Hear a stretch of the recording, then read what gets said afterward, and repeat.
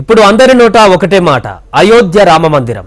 ఏళ్ల తరబడి వేచి చూస్తున్న హిందువుల కల నెరవేరుతున్న వేళ ఆ అపూర్వ ధర్మ పుణ్యక్షేత్రంతో ఉన్న అనుబంధాన్ని ప్రతి ఒక్కరూ మననం చేసుకుంటున్నారు.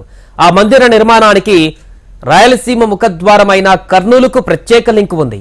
అయోధ్య రామ మందిర నిర్మాణంలో కర్నూలు భాగస్వామ్యం అయ్యింది. అదెలా అనేది మీ సందేహం కదా? అయితే ఈ స్టోరీపై ఓలుకేయండి. అయోధ్య రామ మందిరం ఇప్పుడు ప్రపంచంలోనే ఓ అత్యంత ఆధునిక పవిత్ర పుణ్యక్షేత్రంగా పేరు తెచ్చుకునే దిశగా అడుగులు వేస్తోంది. అయోధ్యలో రామ జన్మభూమి స్థల వివాదం అందరికీ తెలిసిందే. దశాబ్దాల తరబడి ఈ స్థలం దక్కించుకునేందుకు హిందూ ధార్మిక సంస్థలు రాజీలేని పోరాటం చేశాయి. సుదీర్ఘకాలంగా సాగిన రామ జన్మభూమి పోరాటం ఓ చారిత్రాత్మక ఘట్టం. విశ్వ హిందూ పరిషత్, భజరంగ దళ్, ఆర్ఎస్ఎస్ తో పాటు అనేక హిందూ ధార్మిక సంస్థలు ఈ పోరాటంలో కీలక పాత్ర పోషించాయి. ఇక రామ జన్మభూమి వివాదం దేశ అత్యున్నత న్యాయస్థానం సుప్రీంకోర్టుకు చేరిన సమయంలో ఈ పోరాటంలో పాల్గొన్న ధార్మిక సంస్థలు ఆర్థిక సమస్యలతో సతమతమయ్యాయి. అలాంటి గడ్డు పరిస్థితిలో కర్నూలు జిల్లాకు చెందిన పుల్లారెడ్డి స్వీట్స్ అధినేత జి పుల్లారెడ్డి హిందూ ధార్మిక సంస్థలకు అండగా నిలిచి ఊపిరిపోశారని స్థానికులు చెబుతున్నారు. ఈ రోజు అయోధ్యలో రామ మందిర నిర్మాణం జరిగి అది విశ్వవిఖ్యాతి గడించే తరుణంలో ఇందులో ఆంధ్రప్రదేశ్ రాష్ట్రం కర్నూలు జిల్లాకు చెందిన జి పుల్లారెడ్డి సహకారం ఉందని కూడా జిల్లా ప్రజలు కన్నీటి పర్యంతమవుతూ గుర్తు చేసుకుంటున్నారు. సుప్రీంకోర్టులో కేసులు వేసి మరి పుల్లారెడ్డి గారి సహకారంతోని కేసులు నడిపించి ఈరోజు మరి విజయం సాధించి ఈ భారతదేశ హిందూ ప్రజలందరూ కూడా అంగరంగ వైభవంగా ప్రాణప్రతిష్ఠ జరుపుకుంటున్నారంటే అది నిజంగా చెప్పాలంటే కర్నూలు జిల్లా వాసిగా దివంగత పుల్లారెడ్డి గారికే ఆ ఘనత దక్కుతుందని చెప్పేసి మేము గర్వంగా చెప్తున్నాం. అయోధ్యలో రామ మందిర నిర్మాణం హిందువుల సుదీర్ఘ కళ. ఆ కళ నిజమవుతున్న సమయం ఇది.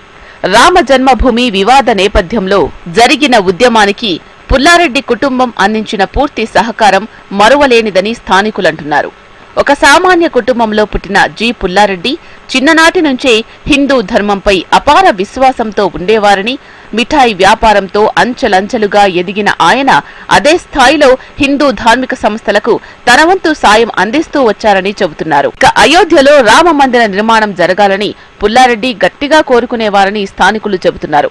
ఇందుకు ఆయన తన వంతు సహాయం చేస్తూ వచ్చారని, 1990లో జరిగిన కరసేవలో పాల్గొన్న వారికి అన్ని విధాలుగా అండగా నిలిచారని చెబుతున్నారు. 1992 డిసెంబర్లో జరిగిన కరసేవలో కార్యకర్తలు అయోధ్య తరలి వెళ్లేందుకు ఆర్థిక సహాయం చేసి వారి బాగోగులు చూసుకున్నారని విశ్వ హిందూ పరిషత్, భజరంగ దళ్, ఆర్ఎస్ఎస్ నేతలు చెబుతున్నారు. హిందూగా జీవించి హిందువుగా గర్వించు అన్న నినాదాన్ని బలంగా వినిపించడమే కాకుండా వాటి కోసం స్టిక్కర్లను తయారు చేయించి వాటిని ఆయన స్వయంగా పంపిణీ చేసేవారని స్థానికులు చెబుతున్నారు. వారు విశ్వ హిందూ పరిషత్, భజరంగ దళ్ శిక్షణ తరగతులలో, రాష్ట్రీయ స్వయం సేవక్ సంఘ్ శిక్షా తరగతుల్లో పాల్గొని ప్రత్యేకంగా వాళ్ళకందరికీ కార్యకర్తలకు మిఠాయిలు పంచి వారు చెప్పేటటువంటి 2-3 విషయాలు మాకు ప్రతి శిక్షణ తరగతిలో వారు మాకు చెప్పే విషయాలు. 3, ఒక వ్యక్తి 24 గంటలుంటే 8+8+8 = 24 hours అని చెప్పేవారు. 8 గంటలు నీ వ్యక్తిగత అవసరాల కోసము, 8 గంటలు నీ వృత్తి కొరకు, 8 గంటలకు సమాజానికి ఇవ్వాలని చెప్పి ఆయన చేసి చూపించాడు మాకందరికీ. అదేవిధంగా వారు చెప్పడం జరిగింది. అలాగే ఈరోజు భవ్యమైన దివ్యమైన రామ మందిర నిర్మాణం జరుగుతుందంటే వారి యొక్క స్వప్నం. ఈరోజు స్వప్నం సాకారం అవుతున్నందుకు ఉమ్మడి కర్నూలు జిల్లా వాసులే కాకుండా యావత్ తెలుగు ప్రజలందరూ కూడా గర్వించదగ్గ విషయము. విశ్వ హిందూ పరిషత్, భజరంగ దళ్, ఆర్ఎస్ఎస్ నాయకులు చెబుతున్న దాని ప్రకారం అవి రామ జన్మభూమి వివాదంపై సుప్రీంకోర్టులో న్యాయ విచారణ జరుగుతున్న రోజులు. అప్పుడు విశ్వ హిందూ పరిషత్ కు అశోక్ సింఘాల్ అధ్యక్షుడిగా కొనసాగుతున్నారు. జి పుల్లారెడ్డి జాతీయ కోశాధికారిగా ఉన్నారు. ఆ సమయంలో ఒక ఆర్థిక సమస్య వచ్చింది. న్యాయ పోరాటం ముందుకు సాగాలంటే 25 లక్షల రూపాయలు అవసరమయ్యాయి. అశోక్ సింఘాల్ కు ఆ సమయంలో పుల్లారెడ్డి గుర్తుకొచ్చారు. అంతే, హుటాహుటిన హైదరాబాద్కొచ్చిన అశోక్ సింఘాల్ నేరుగా పుల్లారెడ్డి నివాసానికి చేరుకున్నారు. డబ్బు అవసరమని చెప్పారు. వెంటనే పుల్లారెడ్డి తన ఇంట్లో ఉన్న 2 లక్షల నగదు సింఘాల్కు అందించారు. సాయంత్రం మరో 10 లక్షలు ఏర్పాటు చేశారు. ఎలాగైనా ఈ కేసు గెలిచి అయోధ్యలో రామ మందిర నిర్మాణం సాగాలని, న్యాయ పోరాటం కోసం అవసరమైన నిధులు అందించి రామ మందిర నిర్మాణంపై తన సంకల్పాన్ని చాటారు. అవసరమైతే మరింత డబ్బు సమకూర్చడానికి తన ఇల్లు, ఇల్లాలి నగలు కూడా అమ్మడానికి సిద్ధమని పుల్లారెడ్డి ఆ సమయంలో అశోక్ సింఘాల్ కు మాట ఇచ్చారట. ఈ కోర్టు కేసులు వచ్చినప్పుడు అశోక్ సింఘాల్జీ గారు హైదరాబాద్కు వచ్చారు. వచ్చి ఈ కోర్టులో కేసు వేయాలంటే కొన్ని లక్షల రూపాయల ఫీజులు ఇవన్నీ అవుతాయి, కోర్టు ఫీజులు అవుతాయి, మన దగ్గర ఏం లేవు అంటే ఆయన ఇంటి ముందరికి పిలుచుకొచ్చి ఇంకో 2 లక్షలు డబ్బులు ఇస్తున్నా, మిగతా డబ్బులు ఎంతన్నా ఖర్చు కానీ ఎంత ఖర్చు అయితే కూడా అవసరమైతే ఈ ఇండ్లు అమ్మి ఖర్చు పెడతా అని చెప్పి ప్రోత్సహించి, ఆ విధంగానే ఆయన ఎంత ఆర్థిక సాయం చేశాడు, ఏం చేశాడు అనేది ఇప్పుడే రాఘుల్ గారిని అడిగితే ఆయన చెప్పాడు. వాళ్ళిద్దరికే తెలుసు కానీ మిగతా వాళ్లకు ఏమి ఇచ్చినాడు, ఎంత ఇచ్చినాడని మూడో వానికి తెలియదు. మొత్తం ఆర్థికమంతా ఆయనే చేస్తాడు. అశోక్ సింఘాల్ అనారోగ్యం బారిన పడి విహెచ్పి కార్యక్రమాలు చూడలేని పరిస్థితులలో ఉపకోశాధికారిగా ఉన్న పుల్లారెడ్డి తనయుడు రాఘవరెడ్డిని విహెచ్పి జాతీయ అధ్యక్షునిగా ప్రకటించి పుల్లారెడ్డి కుటుంబంపై తనకున్న నమ్మకాన్ని అందరికీ చాటారని చెబుతారు. ఇక రామ జన్మభూమి వివాదం కేసులో అంతిమ విజయం తమకే దక్కుతుందని, అయోధ్యలో రామ మందిర నిర్మాణం జరిగి తీరుతుందని గట్టిగా చెప్పిన పుల్లారెడ్డి మాట నిజమైందని స్థానికులంటున్నారు.